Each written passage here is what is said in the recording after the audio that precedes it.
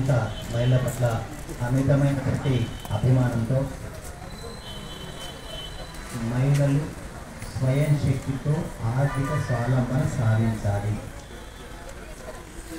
ఆర్థిక స్వావలంబన సాధించాలి అనే లక్ష్యం ఏంటంటే ఎవరి కాళ్ళ మీద వాళ్ళు ఆధారపడి ఎవరి మీద ఆధారపడమని ఎదగాలి.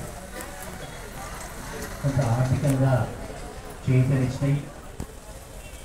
గతంలో కాంగ్రెస్ ప్రభుత్వం వైఎస్ రాజశేఖర నాయకత్వంలో తెలంగాణ రాష్ట్ర ఉమ్మడి ఆంధ్రప్రదేశ్ రాష్ట్రంలో అనేక సంక్షేమ కార్యక్రమాలు కూడా చేపట్టిందని వాటన్నింటినీ బేరీజు వేసుకొని అధికారులకు వచ్చిన రేవంత్ రెడ్డి గారి నాయకత్వంలోని కాంగ్రెస్ ప్రభుత్వం మహిళల్లో మరింత ఆర్థిక పరిపక్వత సాధించే దిశలో అనేక పథకాలకు రూపకల్పన చేసినటువంటి ప్రభుత్వం ఈ ప్రభుత్వం సందర్భంగా మీకు తెలియజేస్తాను. దీంట్లో రాజకీయ ఖచ్చితంగా ఎవరైతే ఆర్థిక స్వావలంబన కోసం కలిసికట్టుగా సంఘాలు ఏవైతున్నాయో దరిదాపు మన వ్యాప్తంగా 570 మహిళా సంఘాలు ఉన్నాయి. 570 మహిళా సంఘాలు, అన్ని సంఘాలు అభివృద్ధి చెందాలి.